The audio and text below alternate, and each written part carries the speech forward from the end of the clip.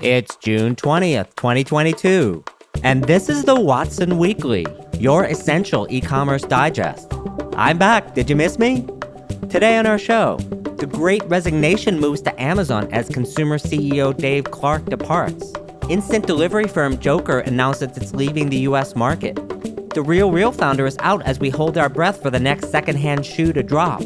And Amazon announces Prime Day on July 12th and 13th to help America get rid of excess inventory. And finally, the Investor Minute, which contains 5 items this week from the world of venture capital, acquisitions, and IPOs.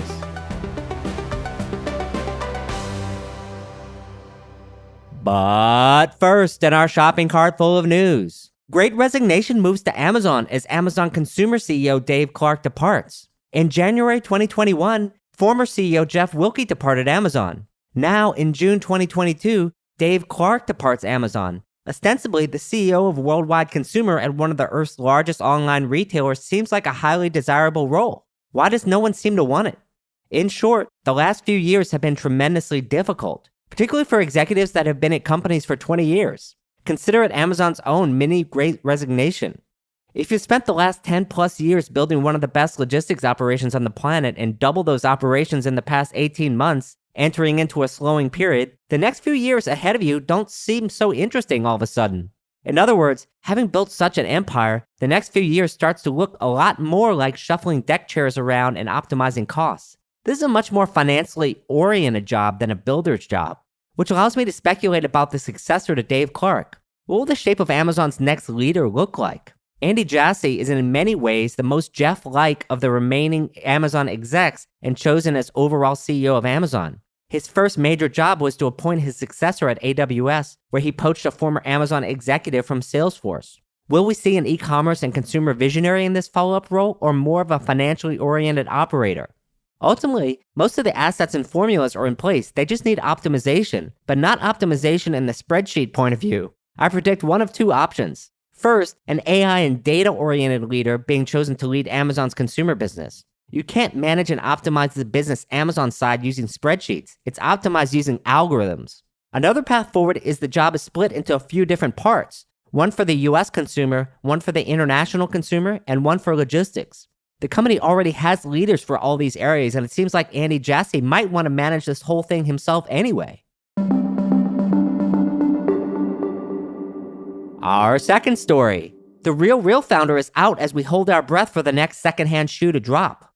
Designer resale site TheRealReal shocked the market last week when the longtime founder and CEO Julie Wainwright stepped down as the CEO as well as from the board. Here's a summary of the company. TheRealReal was founded in 2011. They went public in 2019. 2021 revenue increased 56% last year over year to $468 million. Of course, 2021 net losses also grew 34% year over year to $236 million. The board has recently appointed COO and the CFO to shepherd the company as the co-interim CEOs while the search is done. Now, the company did not announce why this is happening necessarily, which leaves us a little bit of detective work to guess what's going on here. It's not clear the company had any kind of clear succession plan in place, as there was no mention of it from the company. Sometimes in surprise resignations, another shoe is waiting to drop. A clear example of this is what happened when Devin Wenig departed eBay over the scandals that happened under his watch. It doesn't seem like this is the case here. I started my investigation by looking at the profiles of the 2 people who are interim CEOs. The current president has been chief merchant since 2011 and president since March 2021. Doesn't it seem odd to anyone that this person wouldn't just be named the full interim CEO?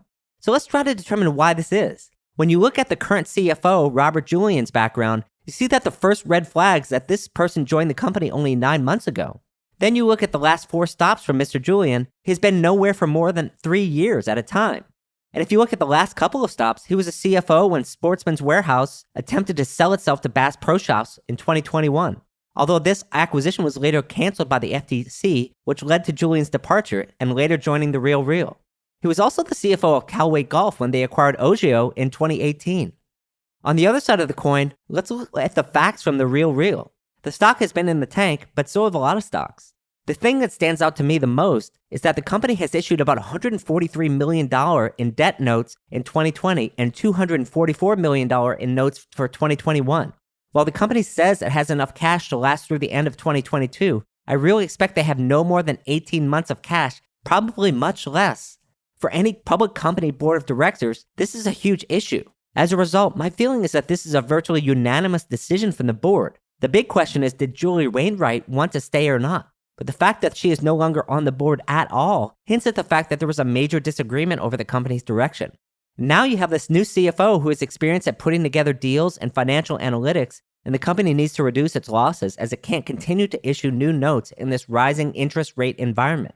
Expect major restructuring and layoffs leading through the CEO search. In fact, you might even expect the CEO search never to complete and the company instead to be sold to new owners.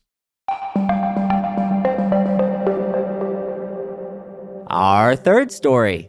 Instant delivery firm Jokr announces it's leaving the US market. A few years back, Jokr said it was unit profitable in all of its major markets, including the US. So why then are they leaving the US market? Well, Warren Buffett is famous for saying that EBITDA is a terrible metric to live by when looking at investing in business. He calls it BS earnings. Why is that? The short answer is it doesn't consider the cost of capital, things like major infrastructure investments. So just because a company pushes a lot of OpEx into CapEx doesn't mean it's any more profitable in the long term. Because that probably razor-thin, almost non-existent unit profitability then needs to subsidize those capital investments in the long term. If the payback period is too long, then that unit profitability is not worth much to anyone. All it means is you now have a different kind of unprofitable business. I think a lot more businesses will find that they're in this situation in the future, with people, buildings, etc.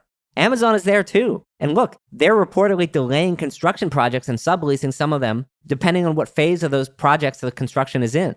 Just a simple note, as the cost of capital goes up, really pay attention to the overall business, not just what the business looks like above the contribution margin line. And our last story. Amazon announces Prime Day on July 12th and 13th to help America get rid of excess inventory. Last week, Amazon announced its Prime Day will be on Tuesday, July 12th and Wednesday, July 13th this year. Remember when Amazon Prime Day was new and exciting? That was a long time ago. Now in popular culture, it seems like a way for everyone to stock up on new electronics cables and Amazon-branded products. In reality, though, this is a big day for the third-party seller community too.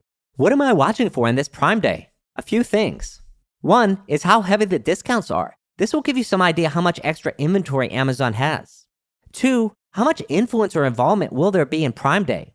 Amazon announcement made a note about live streaming being an even bigger deal this year than previous years. While their traction has been limited so far, I truly believe Amazon is playing the long game in live streaming e-commerce, and traditional players in the online shopping market should be terrified that Amazon is coming for them long term. 3, how much promotional activity are they giving third-party sellers, and what impact will that have on their business this year? I learned from Amazon announcement that Amazon is introducing a new small business badge this year. While this isn't going to have a big impact on Amazon's business overall, it will influence some shopper behavior at the margins and serve as good PR story for Amazon with the federal government. 4th, what does Prime Day internationally say about their progress in those markets? That's something I'll be watching closely. And while Prime Day is not really new news anymore, you can tell from these questions Amazon has a lot to improve on and show as we go forward here.